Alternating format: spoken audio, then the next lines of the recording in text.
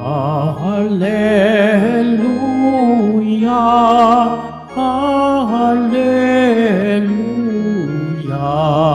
Alleluia, Alleluia.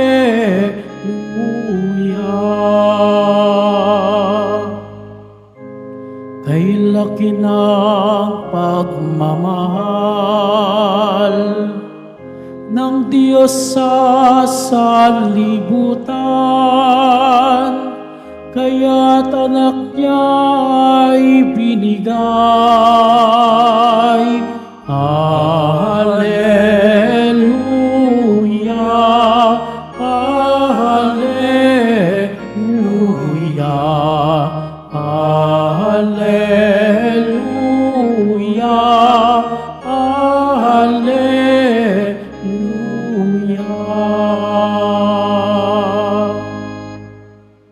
Sumainyo ang Panginoon. At sumaiyo Ang mabuting balita ng Panginoon ayon kay San Marcos. papuri sa iyo, Panginoon.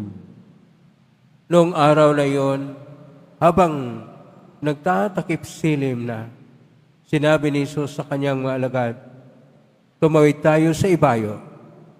Kahit iniwan nila ang mga tao at sumakay sa bangkang kinaluluhanan ni Jesus upang itawid siya. May kasabay pa silang ibang mga bangka. Dumating ang malakas na unos. Hinampas ng malalaking alon ang bangka. Ano pat halos mapuno ito ng tubig. Si Jesus na may nakahilig sa unan sa may hulihan ng bangka at natutulog. Ginising siya ng mga alagad. Guro, ani nila, di ba ninyo alintana? Lulubog na tayo. Pumangon si Jesus at iniutos sa hangin, tigil. At sinabi sa dagat, tumahimik ka. Tumigil ang hangin at tumahimik ang dagat. Pagkatapos sinabi niya sa mga alagad, bakit kayo natatakot? Wala pa ba kayong pananalig? Sinidlan sila ng matinding takot at panggilalas at nagsabi sa isa't isa, sino nga kaya ito? At sinusunod maging ng hangin at ng dagat. Ang mabuting balita ng Panginoon. Pinupuri ka namin, Panginoong Hesukristo. Magsiupo muna tayong lahat.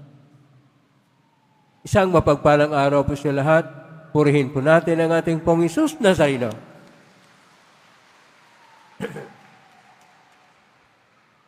Lahat po ng tao ay nakaranas ng mga pagsubok sa buhay. Ang iba, napakatindi, napakalaki, napakahirap. Ang iba naman, kahit hindi gaanong mahirap, ngunit kuminsan pabalik-balik ang mga unos ng pagsubok sa buhay. Kaya sa ating napakinggan sa Ebanghelyo ni San Marcos, Kapitulo 4, verso 25 hanggang 41,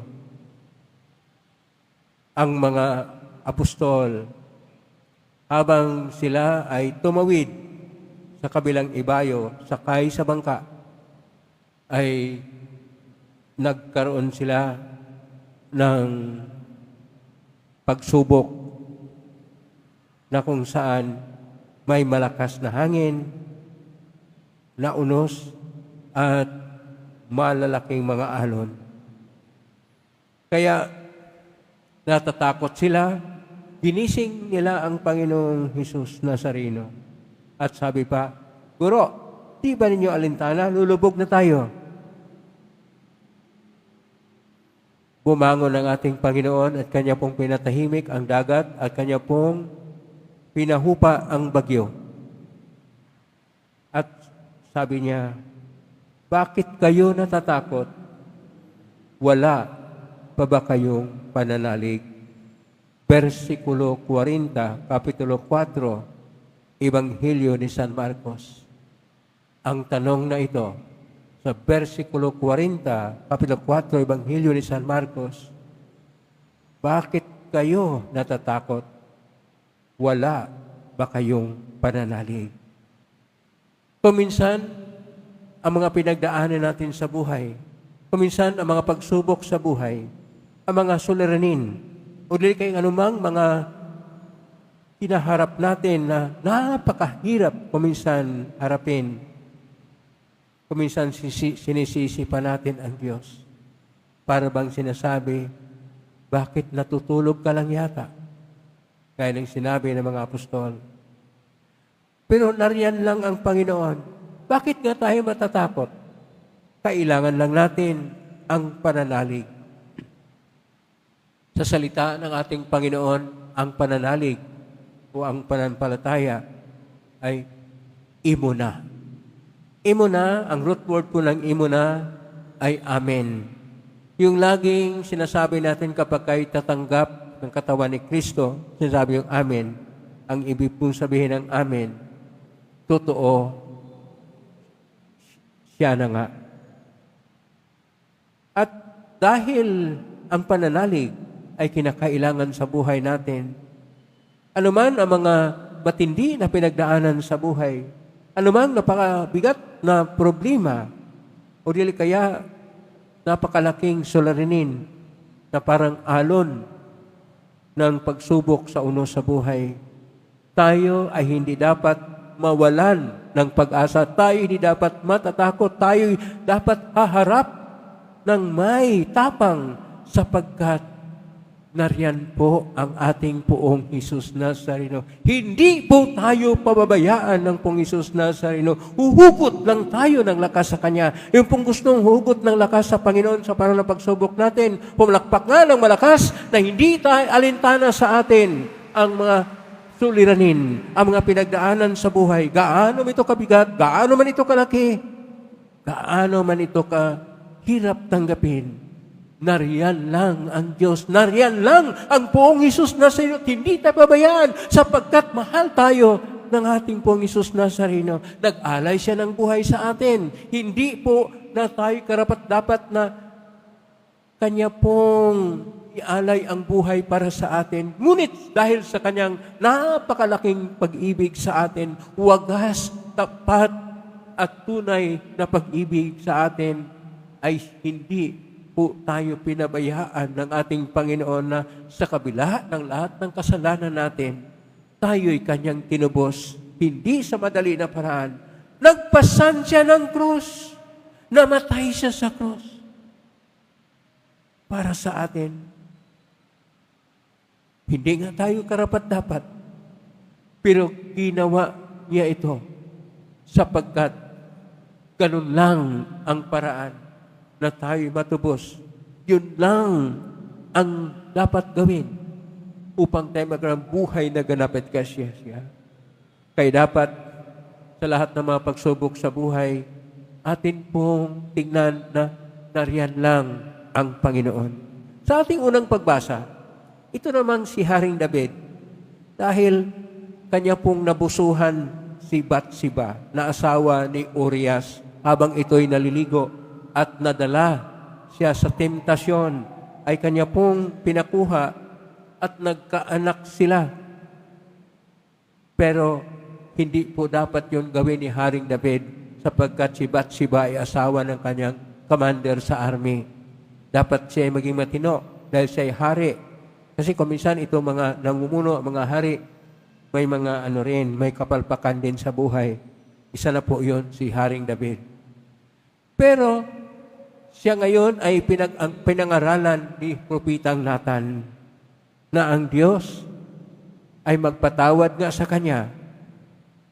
Pero pagdating ng kanyang anak na siyang magtayo ng templo at magkaroon ng pagyaman sa kaharian ng Israel, pagkatapos noon, darating din ang pagkahati-hati at problema sa Israel dahil sa ginawa ng pinuno na siya'y nagkasala.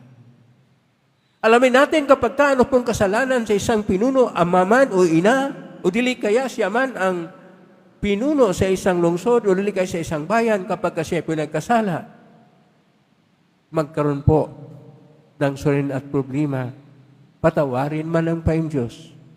Pero kinakailangan na magsisisi mo na sapagkat kung hindi,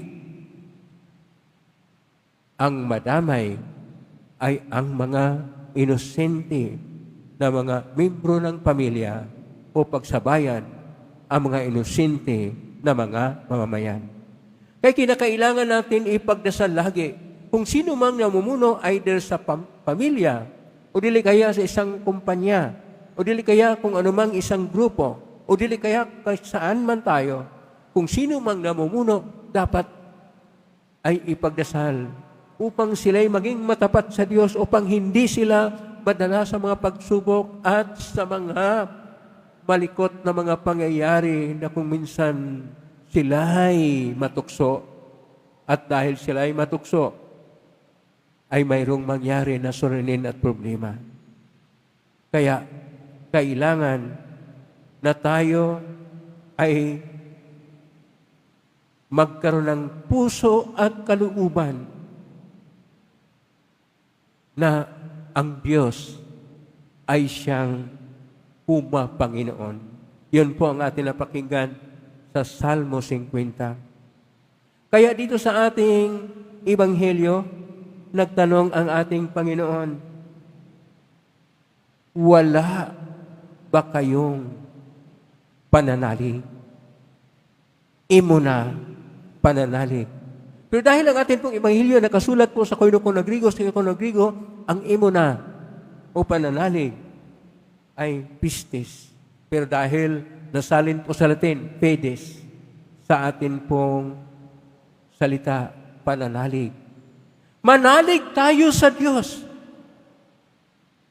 At ang ating pananalig ay magkaroon din ng katapatan sa Kanya. Sa ating pananalig sa Kanya, magkaroon tayo ng pagbabalik loob, ituwid natin ang ating buhay, ituwid natin ang ating daan sa buhay, ituwid natin ang mga kalakaran sa ating mga pamilya at mga sambayanan upang ang Diyos ay siyang manguna, upang ang Diyos ay siyang tunay na batayan sa lahat ng iniisip, lahat ng plano, lahat ng pagkilos natin, lahat ng gusto natin ay ayon sa kalooban ng Diyos at tumatalima tayo sa Kanya, sapagkat kung hindi, ang tukso ng buhay ay napakabangis din, parang alon na ito ay sasalpok sa ating paglalakbay. Kung minsan tayo ay madala sa alon ng pagsubok, sa alon ng temptasyon, sa alon ng mga buhay na pinagdaanan natin, na kung minsan ang Diyos pa'y ating sinisisi at sabihin natin, gaya ng sinabi ng mga apostol, Guro, hindi ba alintana sa iyo? Lulubog na tayo. Lulubog nga ba? Nariyan naman ang Diyos. Bakit tayo matakot? Nariyan lang siya, kapiling natin siya, kailangan na ating damhin na hindi siya pabaya, hindi tayo iniwanan ng Diyos sapagkat mahal tayo ng Diyos. Pakisabi sa katabi mo, mahal ka ng Diyos. Dagdagan mo, manalig ka sa Diyos. Manalig tayo sa Diyos dahil mahal tayo ng Diyos kailanman. Hindi tayo pabayaan. At dahil dito, anumang mga pinagdaanan sa buhay, anumang mga pagsubok sa buhay, anumang mga tukso sa buhay, ay kaya po natin lang atin lang kailangan. Huhugot tayo ng lakas sa Panginoon. Dahil mahal na mahal tayo ng Diyos. Amen? Purihin natin ang Diyos.